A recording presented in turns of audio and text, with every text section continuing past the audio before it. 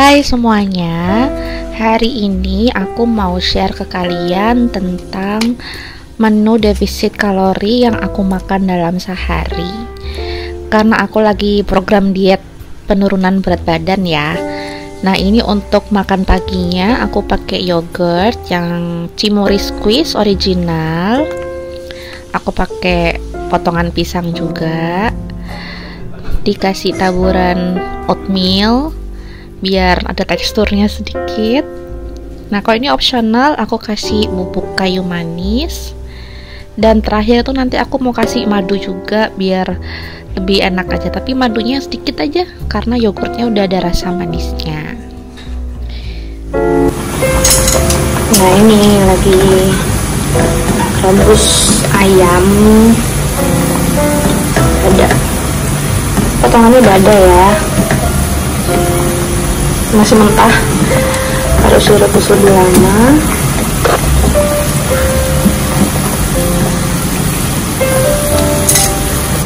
Nah, ini buat sambal dabu-dabu, ada bawang merah, bawang putih, cabai rawit, terus ada daun jeruk sama tomat hijau diiris-iris tipis. Terus aku kasih garam, gula, garamnya dikit, gulanya juga dikit sama penyedap. Tinggal mau disiram sama ini minyak kelapa. Tunggu panas dulu.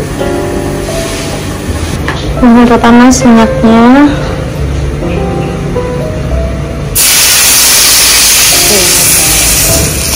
Udah, sambalnya tinggal di aduk-aduk. Nah, ini nanti mau dikasih di atasnya ayam suwir. Ayamnya masih direbus.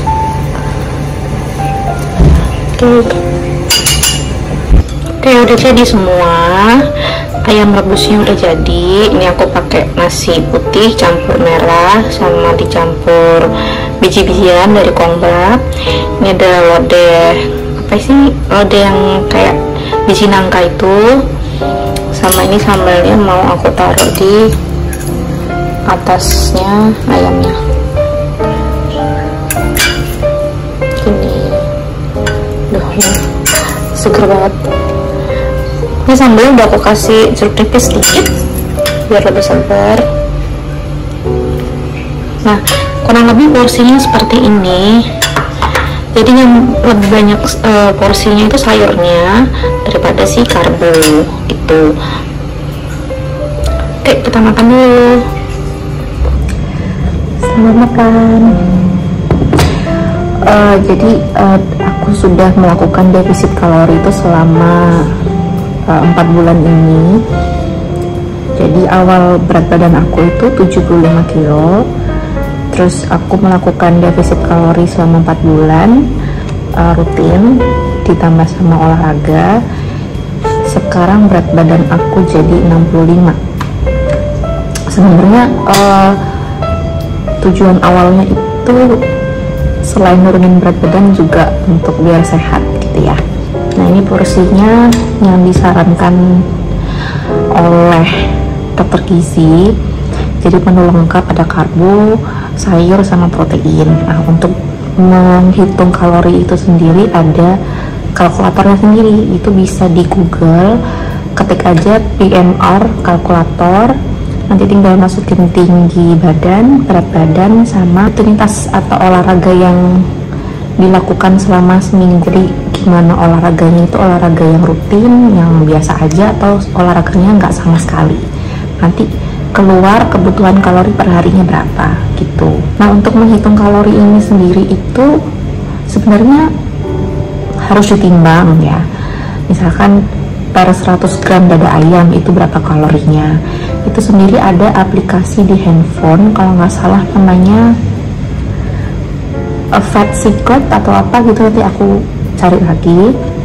Nah, tapi karena aku udah 4 bulan ini defisit kalori, jadi aku sudah hafal porsinya gitu. Kalau pun males nimbang tiap porsinya ini bisa dikira-kira sih sebenarnya. Jadi misalkan nasi putihnya itu hanya 5 sendok atau 6 sendok makan. Separuh piring ini full sayur seperempatnya adalah karbo dan protein, tapi protein harus lebih banyak daripada karbo gitu. Nggak makan nih.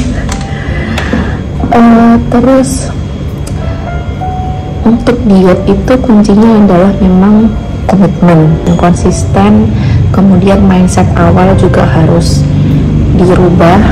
Mindsetnya adalah hidup sehat, karena diet ini kan gak cuman untuk sebulan 2 bulan, tapi untuk berkepanjangan. Nah, kalau memang mau ngecilin badan atau badannya semakin ramping, itu adalah bonus dari hidup sehat itu sendiri gitu ya. Ini aku dibilangin banyak orang juga, kalau diet itu jangan lihat berat badan, tapi lihat ke lingkar tubuh gitu. Jadi lingkar tubuhnya itu mengecil atau enggak, karena kalau selama diet kadang berat badan naik itu belum tentu lemaknya yang bertambah, tapi bisa jadi berat air ataupun massa otot.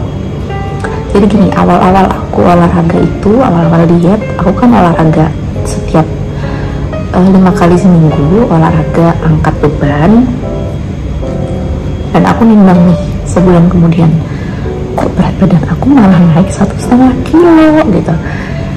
Tapi aku ngerasa badan aku tuh semakin kecil, jadi baju-baju aku yang lama, yang sebelumnya nggak cukup itu jadi longgar banget gitu loh. Setelah aku Google, ternyata mungkin yang bikin beratku menambah naik adalah si massa otot, karena ternyata massa otot itu lebih berat daripada lemak. Jadi ya udah, sekarang akhirnya aku jarang banget nimbang berat badan, tapi lebih ke lingkar tubuh. Jadi misalkan kan aku pertama pakai celana jeans yang menurut aku sesek banget, sempit banget, tapi 3 bulan kemudian aku membandingkan ukuran tubuhku dengan jeans yang awal aku pakai ini before aku diet. Jadi itu bener-bener kelihatan banget longgarnya, bener-bener kayak mungkin ada 5 sentian longgarnya. Dan aku merasa badan aku juga merasa lebih sehat, lebih kuat, dan lebih enak aja, nggak ngap gitu kalau nafas. Rutinitas olahraga aku adalah kurang lebih 90 menit, 60 menitnya full angkat beban, 30 menitnya kardio. Karena disarankan nggak banyak-banyak kardio, takutnya nanti jatuhnya kalau sudah kurus tapi nggak ada otot gitu loh, jadi sama aja kan, badannya jadi kayak nggak kenceng gitu, terus jadi kayak gelambir gitu loh kalau kebanyakan kardio. Nanti aku review alat-alat olahraga apa aja yang aku punya di rumah, karena aku pun tidak nge-gym, dan semua barang-barang olahraga itu aku beli di e-commerce. Nanti kita lihat sendiri harganya berapa. Oh ya, dietnya ini kalau makan ini nggak harus rebus-rebusan ya, kita masih bisa makan ayam goreng, ayam bakar, daging, tapi dilihat porsinya. Yang jelas sayur harus lebih banyak daripada karbo dan protein, karena ini untuk menurunkan berat badan ya, kecuali kalau kita emang mau menambah otot, itu beda lagi, menambah berat badan beda lagi gitu. Makanan yang aku jauhin adalah pertama kerupuk, itu udah putus hubungan banget aku sama kerupuk. Makan kerupuk pun aku mungkin cuman 1 biji udah, satu kerupuk udang yang kecil itu, karena kerupuk itu kalorinya benar-benar tinggi banget dan tidak banyak nutrisinya juga, jadi nggak baik buat tubuh. Jadi aku makan bubur, kerupuknya pun ya kadang aku makan tapi kayak merasa bersalah banget gitu loh, karena aku kasih ke anak aku kerupuknya. Terus yang aku jauhin adalah sebisa mungkin minum-minuman yang manis dan makanan manis ya. Emang aku sebenarnya tidak terlalu suka makanan dan minuman manis, jadi ya gak ada yang perlu aku sesali dari itu. Kemudian yang aku jauhi adalah dairy, produk dairy seperti susu sapi, keju, butter, kayak gitu.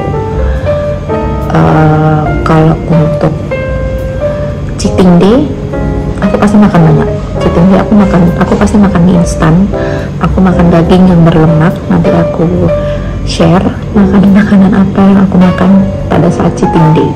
Jadi cheating day itu aku biasanya hari Minggu aja, tidak olahraga dan makan apa yang aku mau makan. Banyak minum air putih, tidur yang cukup. Kalaupun mau olahraga tidak boleh setiap hari karena kita harus membutuhkan rest day juga, apalagi aku olahraganya angkat beban, jadi harus membutuhkan hari libur olahraga. Karena kalau kita nggak olahraga, ototnya nggak bakalan jadi gitu.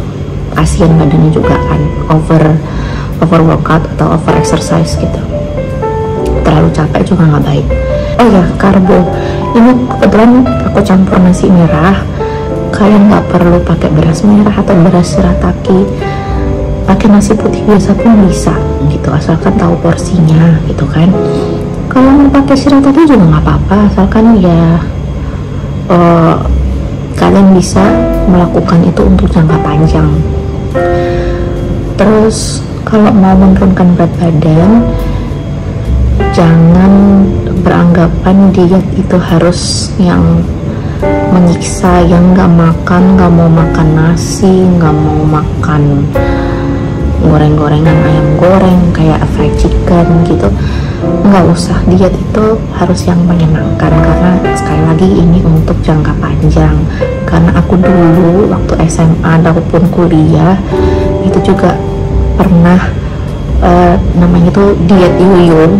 Jadi aku nggak mau makan nasi, skip makan siang, skip makan malam, jadinya badan aku turun berat badannya. Tapi ternyata yang turun itu adalah water weight atau berat air di dalam tubuh. Waktu aku makan kayak biasanya lagi, berat badannya makin naik 2 kali lipat kayak gitu. Jadi jangan pernah skip meal gitu. Nah, sebenarnya ada metode lagi untuk diet, namanya itu intermittent fasting. Jadi ada saat puasa dan jendela makannya. Tapi kalau untuk aku kurang cocok, karena yang pertama aku punya asam lambung, yang kedua itu biasanya kan orang-orang kalau melakukan intermittent fasting itu puasanya biasanya dari sore sampai pagi, baru makan jam 10 atau jam 11 siang. Nah kalau aku nggak bisa, aku pagi harus makan, karena biasanya aku makan pagi jam 7, terus jam 8:30 tuh aku olahraga. Kenapa aku olahraga pagi? Karena pada saat itu anakku lagi sekolah, jadi aku bisa olahraga dengan leluasa gitu loh. Nah kalau aku nggak makan dulu sebelum olahraga, nggak kuat badan, nggak olahraganya nggak optimal gitu. Oke, semoga penjelasan aku nyampe ke kalian, semoga bisa menginspirasi dan menjadi lebih sehat. Aku mau makan dulu, nanti aku mau share makan malam aku apa. Oke. Nah ini untuk makan malamnya, aku bikin nasi goreng pakai beras merah. Tunggu ya. Nah ini dia. Terus ini sayur caciwis direbus sama aku gosongin sedikit pakai telur rebus. Ini aku mau tambahin tempe, cuman tempenya belum matang. Nah gitu deh, ini menu defisit kalori aku dalam sehari.